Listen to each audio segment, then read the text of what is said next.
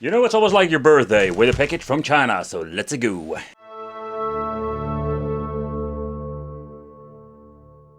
But let's unbox it and let's see what we're actually going to get.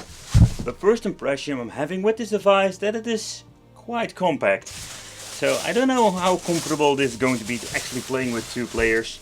Another thing, they stepped away from wood materials and they have a completely assembled metal version. But when you're looking at the overall design, it is a very interesting one. I already see some improvement points looking at the other ones I've reviewed here on the channel.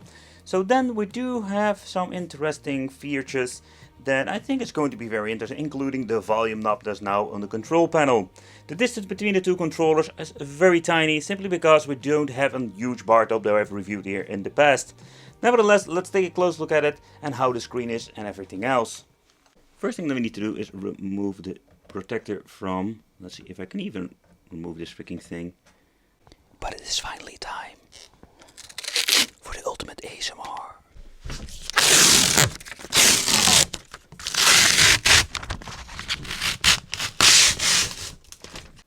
But one of the most interesting features is that we don't have an angle when it comes to the monitor itself. Normally the monitor has been placed on a small angle to give a better viewing experience. And that they didn't do it, so I'm curious how this will actually play, but also the form factor and the metal case. Yeah, it also doesn't have like a very huge weight to it. So next up what we're going to get is the Plexi. There's only a little bit of a downside when you're looking at the Plexi. I do love the bezel and everything, how it looks, but I don't know if the camera is going to pick it up. But there is even some filth underneath, so if I need to clean it up, I need to remove it. You can remove it by only having the disassembly of 4 Parkers. So the way how they put this thing together, it's not bad at all. There are also some minor scratches. Yeah, that is a little bit of a problem with acrylic, of course, especially when you're using cheap ones. The layout of the Pandora's box when it comes to the buttons is the same like most Pandora's boxes. The quality of the buttons is just the long traveled ones. And with the joysticks, the spring is quite loose. It also has like a very nice clickish feel to it.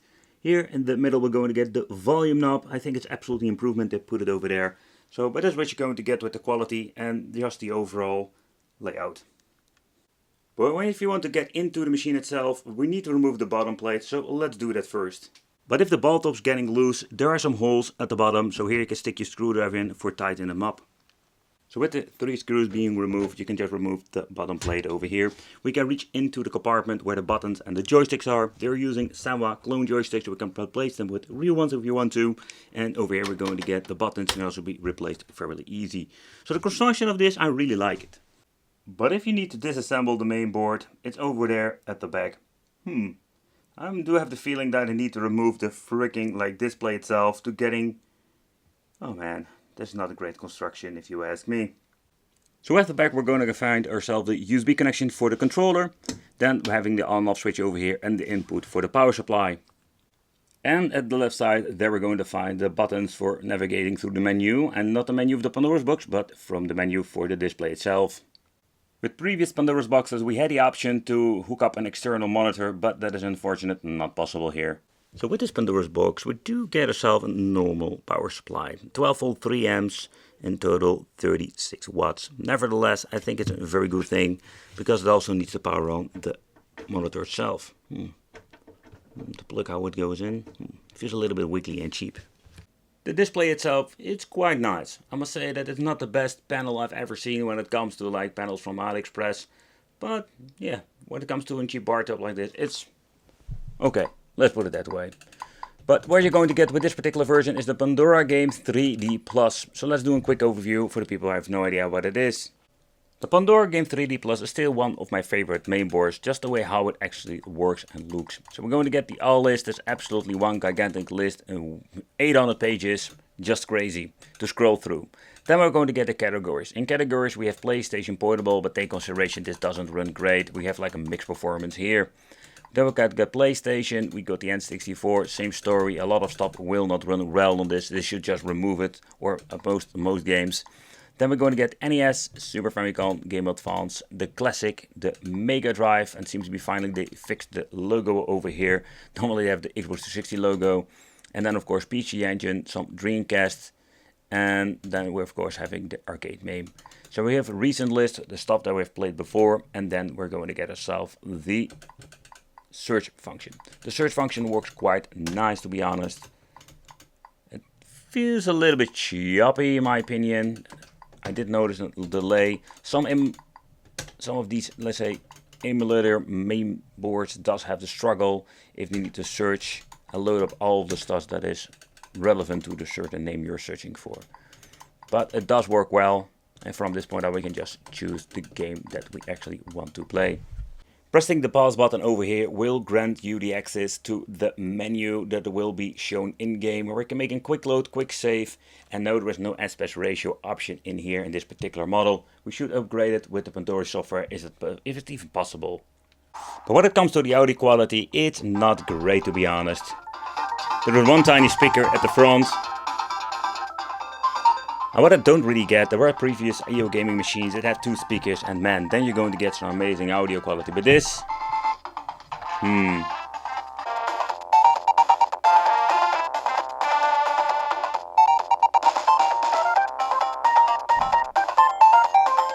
But how was the overall emulation performance? I must say, when it comes to 8-bit, 16-bit stuff, there is no problem whatsoever. Also with Sega, we have no weird stuff when it comes to the emulation performance when audio. That is something they love to mess up.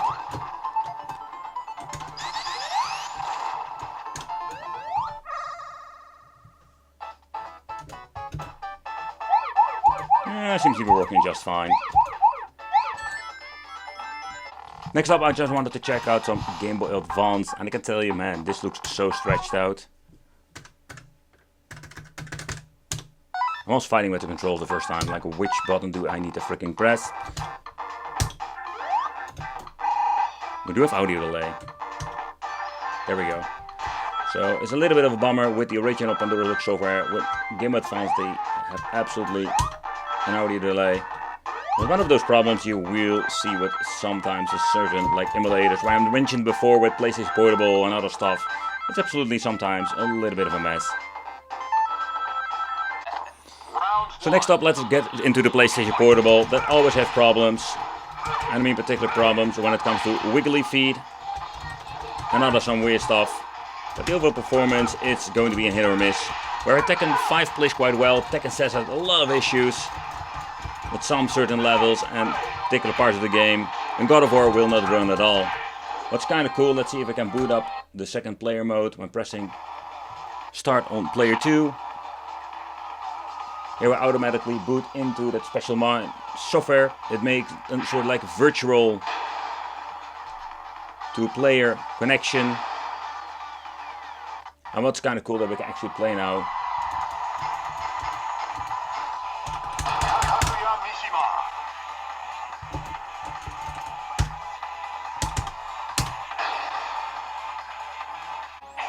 And this is one of the features that only the Pandora's Game 3D, so far I know, has. It's kind of cool, to be honest. There is no input delay whatsoever.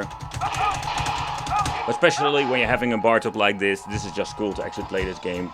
So let's start tearing down this freaking thing. I'm removing the, is this sparker or the screws at the front? And let's see if we can get into the machine itself like that.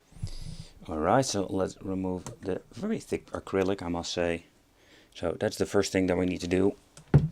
Let's get this thing out of my way. Alright, so let's remove the final screw over here. And let's see if we can lift out. The reason why I need to be very careful with this, when you're going to be lifting it up, you can see there is not a lot of room when it comes to the cables. So I'm going to flip it around or just remove the cable from the PCB over there. But I just wanted to take a close look at the mainboard itself. You know, I'm looking at this monitor. I do have the feeling that it is a very old one, just a used monitor in here. Because it doesn't look brand new. One thing I need to remove is that filter over there. But there is a little problem when it comes to upgrading. I just wanted to talk about it, and I just also want to do this teardown. Okay, so first of all, I just wanted to see what is happening over here. So sometimes they do a resoldering of the connector. They didn't do that. So if you're going to unplug this, you can just get yourself a different mainboard. I think one of the Pandora's Box 6 have this particular connection. If you're going to do this, you can just replace it whatsoever. All the other ones are just the same. That is one thing to be sure about. But that's just another reason I wanted to check it out. Also here's the plug for the cable for the controller. And there is besides that nothing special going on over here. Same cables, everything. So if you can find a Pandora's box with the same connector on the main board, we can replace it and upgrade it. But if you want to go in the settings, yeah, it's messy. You need to open this thing up to go in there. So the construction, if to be honest, it's not the best. So when it comes to Pandora's boxes and stuff from China, there are so many different ways to play.